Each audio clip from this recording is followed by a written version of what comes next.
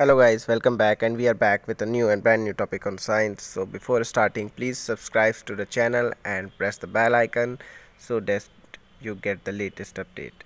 So today's topic is XBB 1.5 as superior causing higher transmissible XBB.1.5 Omicron recombinant variant जो कि firstly US में New York and Connecticut में detect किया गया late अक्टूबर 2022 में स्प्रेड होना शुरू हुआ था। अब तक 29 कंट्रीज़ में स्प्रेड हो चुका है।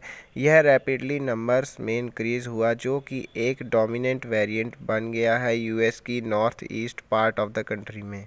XBB.1.5 वेरिएंट ने यूएस में व्यापकता में स्टनिंग प्रोटीन इंक्रीज़ का डेमोन्स्ट्रेशन किया है और कुछ ही वीक्स में सीक्वेंस के 4 to 40% तक चला गया है। डॉक्टर आशीष झा, वाइट हाउस कोविड-19 रिस्पॉन्स कोऑर्डिनेटर ने ट्वीट किया 4 जनवरी को। XBB.1.5 वेरिएंट XBB.1 का वंशज है जो कि XBB का भी डिसेंडेंट है।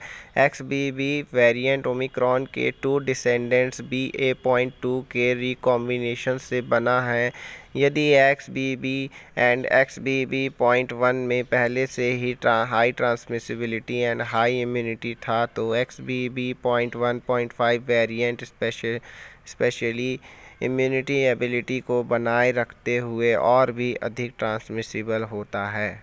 प्रीप्रिंट सर्वर बायोरिक्स पर पोस्ट की गई एक स्टडी जिसकी अभी तक पीर रिव्यू किया जाना है ने पाया है कि XBB.1 एंड XBB.1.5 दोनों ने BA.1 and BA.5 and BA.7 breakthrough infection से स्पेशली हेल्दी होने वाले प्लाज्मा के सैंपल से बचा लिया। हाउएवर XBB.1.5 ने XBB.1 की कंपैरिजन में थोड़ी weak immunity steal ability represent की। XBB.1.5 सबसे ज़्यादा ट्रांसमिसिबल वेरिएंट है जो कि अब तक डिटेक्ट किया गया है, ऐसा डॉक्टर मरिया वैन किरशॉफ, एक epidemiologist and WHO technical lead on कोविड-19 ने एक प्रेस कॉन्फ्रेंस में कहा है।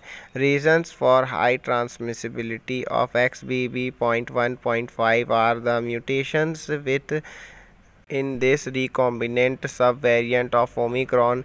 XBB.1.5 की हाई ट्रांसमिसिबिलिटी का मतलब होगा कि यह कई कंट्रीज़ में कोविड-19 केसेस के एक बड़े फ्रैक्शंस के लिए रिस्पॉन्सिबल होगा और नए सर्जेस भी ला सकता है। हालांकि यह कहना जल्दबाजी होगी कि क्या XBB.1.5 की सिवियरिटी में इंक्रीज़ होगा। यूएस में हॉस्पिटल में एडमिट होने वालों की संख्या में रैपिड इंक्रीज़ हुई है। इस तरह के high transmissible for underlying mechanism unclear रहेंगे, ऐसा डॉक्टर युंग लॉन्ग काओ बीजिंग की पेकिंग यूनिवर्सिटी के कहते हैं और उनके एक प्रिंटिंग के कॉरस्पॉन्डिंग ऑथर भी कहते हैं। BQ.1.1 एंड अदर XBB सब लाइनेजेस को पीछे छोड़कर अब XBB.1 एंड XBB.1.5 वेरिएंट में एक एडिशनल म्यूटेशन कर रहा है, ऐसा ऑथर्स कहते हैं। XBB.1.5 पर पाया गया एक्स्ट्रा म्यूटेशन वायरस को BQ.1.1 एंड XBB और XBB.1 की कंपेयर में रिसेप्टर्स के साथ काफ़ी अधिक बाइंडिंग एफिनिटी प्रोवाइड करता है और XBB.1 की कंपैरिजन में XBB.1.5 वेरिएंट में कंपेयर्ड एंटीबॉडी इवेजन है बट डिस्टिंक्ट ट्रांसमिसिबिलिटी शो करता है, जो सिग्नल देता है कि increase receptors binding affinity reality में हाई डेवलपमेंट प्रॉफिट की ओर ले जाएगी स्ट्रॉन्गर इम्यून एस्केप एबिलिटी के साथ। BQ.1.1 के कंपेयर में जिसमें वीकर बाइंडिंग एफिनिटी है, XBB एंड XBB.1 कुछ ही कंट्रीज़ में रिकॉर्ड किए गए। इसके against enhanced receptors binding affinity but comparable antibody steel के साथ XBB.1.5 की वाइडली उस रिसेप्टर्स बाइंडिंग एफिनिटी को रिप्रेजेंट करती है। XBB.1.5 पर देखा गया एडिशनल म्यूटेशन स्पाइक प्रोटीन पर H486P है।